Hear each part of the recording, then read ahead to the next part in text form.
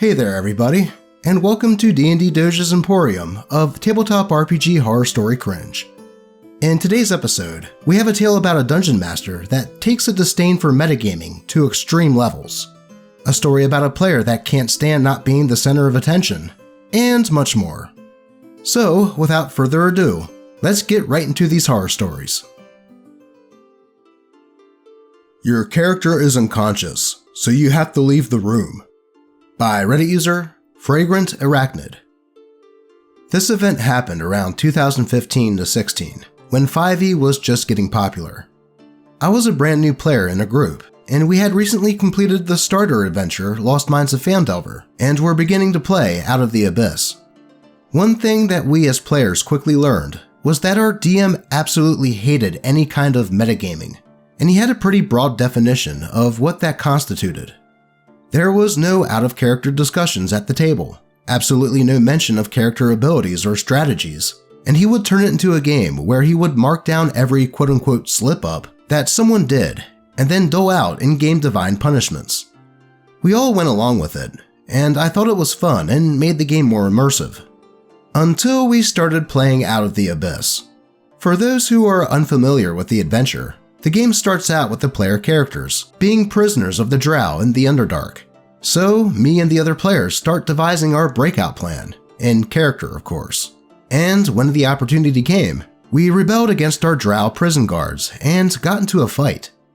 Initiative is rolled, and in the very first round, my poor fighter is hit by a poisoned crossbow bolt that immediately knocks him unconscious.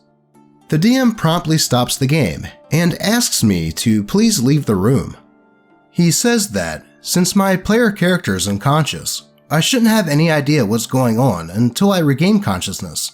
So to prevent any kind of metagaming, I have to leave the room until he asks me to come back. Disappointed, I leave the room and wait in the DM's kitchen, hoping that either someone manages to slap my player character out of unconsciousness, or that the combat is mercifully brief. But 2 hours go by of me browsing Reddit on my phone while I can hear the rest of the group laughing and having fun in the other room. At one point, the DM's girlfriend walks by and sees me sitting alone in their kitchen and asks me jokingly if I'm being bullied. It was embarrassing. Finally, the DM calls me back. My player character wakes up in a cell together with the rest of the party, with our escape attempt apparently unsuccessful. I was a bit peeved, but eager to get back into the game, so I start discussing our next escape attempt with the other players. Eventually, another opportunity arises, and the party seizes the chance to escape by knocking out just a small contingent of guards. Initiative is rolled again, and on the first round, my player character is hit with another tranquilizer and immediately falls unconscious again. The whole table, except me, burst out into laughter. Look, I can understand trying to minimize metagaming when playing D&D, but this just sounded like overkill. Part of the fun of playing tabletop RPGs is being in a group of like-minded people and friends. Yes, the primary focus should be on the game, but there's also the aspect of joking around with the other players above table, and watching and cheering each other on, whether it be in roleplay or combat. To make someone leave the room when their character is down, especially when it lasts for 2 hours, is really scummy, and does nothing but leave a person feeling left out. Honestly, if that would happen to me, I would have left at that moment and just told the DM that I have better ways to spend my time rather than sit in your kitchen. No D&D is better than bad D&D, and in this case, the bad D&D was no D&D. Let's move on. My ex-roommate, the professional victim. By Reddit user, Blah Nessie. I lived with this guy for a little over 2 years. Life was fine and dandy for a bit, but over time, he began to show more and more just how uncaring and self-centered he really was. This came to a head when he joined 2 separate 5e campaigns that I ran. One, an attempted homebrew and my very first game DMing, and the second, the module Rime of the Frost Maiden. Bear in mind, this guy was just shy above 30. In the first campaign, he made it clear that he wanted to play a succubus, Not a tiefling with high charisma like I tried to compromise with, but a succubus. I tried explaining all the time I prepped into this world, and how I didn't want anything gratuitously sexual going on. But he wouldn't back down, and the argument was going on for much longer than it should have. I regrettably gave in and found an OP homebrew incubus, which I helped him build. The following day, I had second thoughts and recommended that we do a race change to something more balanced and fitting, to which he loudly and aggressively asked, "Why?" I soon dropped it and let him keep his race, with the promise of keeping sex out of my campaign, and just hoping that it would work itself out. I still kick myself for letting that happen. For my homebrew, I made a large amount of mundane magical items printed on cards to hand out to players when they found them. I wasn't expecting my campaign to be a masterpiece, so I just wanted everyone to have some creative fun for problem solving. My roommate proceeded to hog nearly every item that the party came across, claiming, "But I can use it," as though it were catered specifically for him. Out of his nearly 1-inch stack of cards that he accumulated, he used 1 to maybe 2 items total throughout the campaign, and it always brought the rest of the table down. A mutual friend of ours who was playing left a couple of sessions later, confiding in me that he couldn't deal with such an insatiable amount of greed. On a similar vein, he was never satisfied with anything he was rewarded with. In the second campaign, I planned to have personalized weapons for every player character after reaching certain milestones. For his rogue, I rewarded him with a dagger of venom and a laser pistol. This didn't stop him from constantly asking when he was going to get his next new weapon, and complained that he wasn't doing nearly as much damage when compared to everyone else in combat. Note that his rogue had nearly maxed out strength and dexterity from some lucky rolls on character creation. He sulked all the time. Whenever someone got a killing blow in combat, we would hear, "Oh, I was about to do that," and then he would shut down for the rest of the session. If I corrected him that he couldn't do anything because of a mechanic or roleplay reason, he would go quiet and silently whine, "That's stupid," and then shut down again. On top of this, he never studied anything about his race or class between sessions. I was practically playing his character for him during combat with all the info that I had to constantly repeat for him, which he should have known from the beginning. Even after finding some quick, easy-to-read references, which I pinned to our Discord for him to gloss over, it was all in vain. He was constantly obnoxious during in-character and out-of-character moments. He always spoke to my NPCs with a condescending tone, like one would give to a small child when prompting them with their please and thank yous, which was always degrading. For his character's personality, I'd compare it to back when Deadpool was at his peak in popularity in the mid-2010s, and everyone cosplayed as him, but missed the point on why he was funny and only came across as rude, annoying, and irrelevant. This also carried over whenever idle chit-chat was happening pre-game or during breaks. He felt the need to always interject between every pause with the same bland, predictable jokes that barely referenced anything that was just mentioned.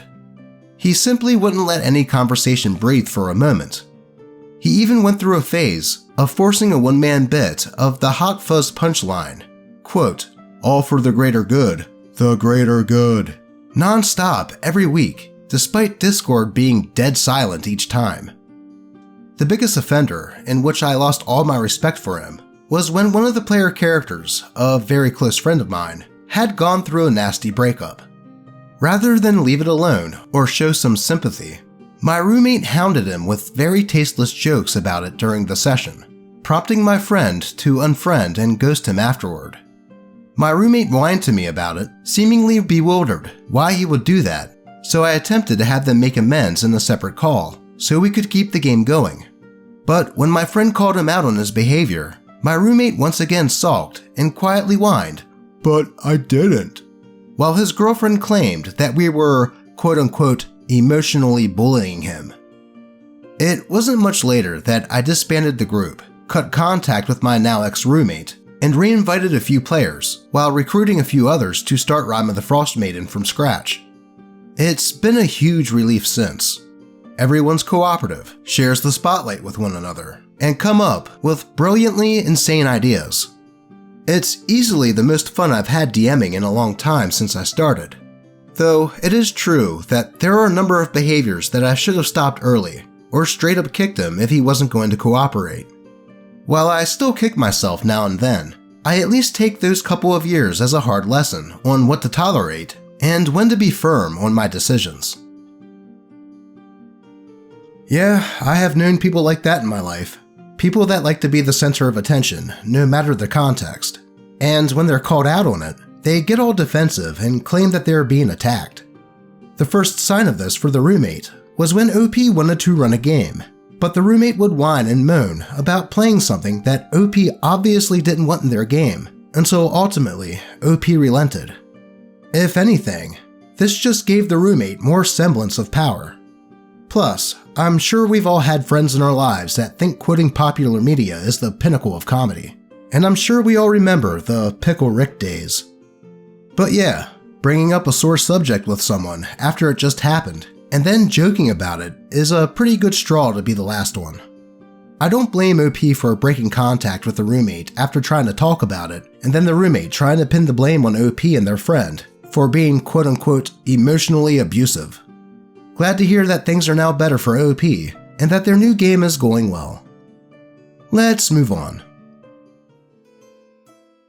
I Think the Chickens Got Our DM by Reddit user Frazzled Dragon.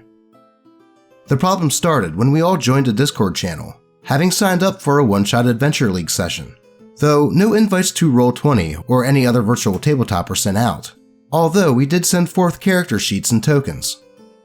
The adventure began with our group waking up in the dark of night, with no memory how each one of us got to this place. Following the path through the forest, we came across a decrepit hut amidst the dead trees and a barren garden. A young woman stood in the doorway and invited us inside, so the party entered. This is where things cracked. Before entering, I asked to look through a window, a request that seemed to already throw the DM off track, and a request that was denied without further elaboration, but mumbled confusion. I didn't press the issue, and we entered the home. Soon, we find ourselves sitting at a dinner table, and the kindly woman and her mother invited us for a hearty meal. Questioning how the barren lands could yield such bountiful foods, the illusion was revealed. The food was in fact rotten and spoiled. While the hag in disguise began monologuing, I announced my intent to throw a javelin across the table to surprise the enemy, though the monologue continued. I spoke up again, saying, I actually want to throw the javelin, not wishing the hag to ambush us with a powerful spell after we've eaten her poisons. This time, once again flustered, the DM allowed me to roll for the attack, which hit, but I was never asked for the damage. Confused, I prodded, and received a mumbled explanation that didn't answer anything. Now, with combat kicking off, we rolled our initiatives and faced the biggest and worst reveal of the day. Instead of a virtual tabletop, we were playing on a battle map via the DM screen sharing a Roll20 map via Discord. Twice, I suggested that we could just log on to Roll20 and actually use the map ourselves, but nobody else said anything.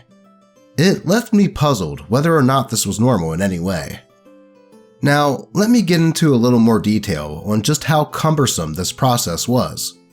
We were all looking at the DM screen of a Roll20 battle map, with each of the player tokens and 2 of the hags visible. When it came to our turn, we had to tell the DM where we would like the move. An arduous process of, no, the other side of the table. 1 more left. No, the square above that. How far is that? Can I move that far? Because the map in use also had no properly visible grid. When it was the hag's turns, we waited for minutes while the DM was looking up the stat blocks on D&D Beyond or another website. Generally, she'd turn off the screen share while looking at the stat block, but on more than one occasion, forgot to do so or was too slow at it. One especially egregious pause was followed by the hag using a simple melee swipe against a player. We waited minutes for, quote, the green hag uses her claws to scratch character. At one point, a character was poisoned by clearly some type of homebrew ability, which was quite noteworthy, considering that the DM was engulfed in the stat blocks. The poison did not in fact inflict the poison status effect, but dealt 1d4 poison damage every turn, to what I think was a level 3 adventurer. Regardless, the fight ended without anybody going down, and the poison was never brought up again. I think that the DM simply forgot about it, and none of us mentioned it because we had no readily available antidote. It would not have mattered anyway. As we were searching the house for loot, the DM announced a break and departed for what we assumed would be your standard 5 minutes of downtime, after we had played for about 1 hour. The DM then said that she'd go and feed the chickens. 10 minutes later, no DM. 20 minutes later, still no DM. A half an hour passed, and we collectively decided that it's time to disband the party and go our separate ways. Beware the chickens. Well, from the sounds of this, it seems like this DM may have been new, and that this was likely their first time DMing, and they just got a bit overwhelmed. Though, instead of telling the players this and asking them to have patience with her, she probably just decided to ghost the players under the guise of a break. Either that, or she got overwhelmed by the chickens and perished. I mean, chickens are pretty vicious, especially if you're a young adventurer in green tights that hits them multiple times. But before we move on, if you're enjoying the video, I must ask that you roll a crit on the like button and leave a comment if you could.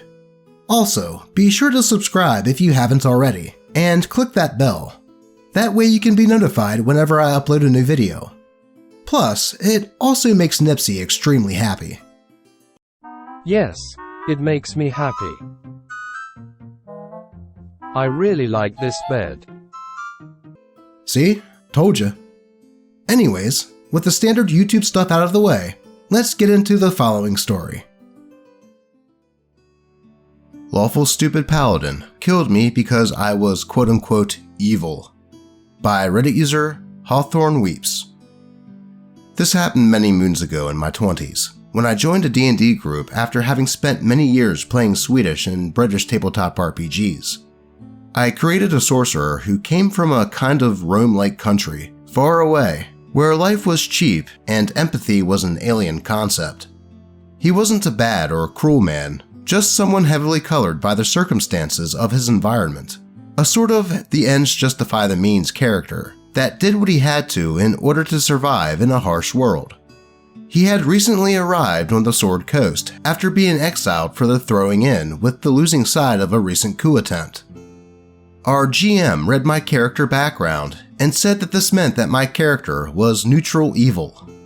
I didn't know what this meant, and it seemed an awfully simplistic approach in order to describe a morally ambiguous gray character, so I protested. My character wasn't evil. The GM insisted that since I was new and completely unfamiliar with D&D and how its alignment system worked, I would just have to accept that this is how the game worked. So I reluctantly agreed to it.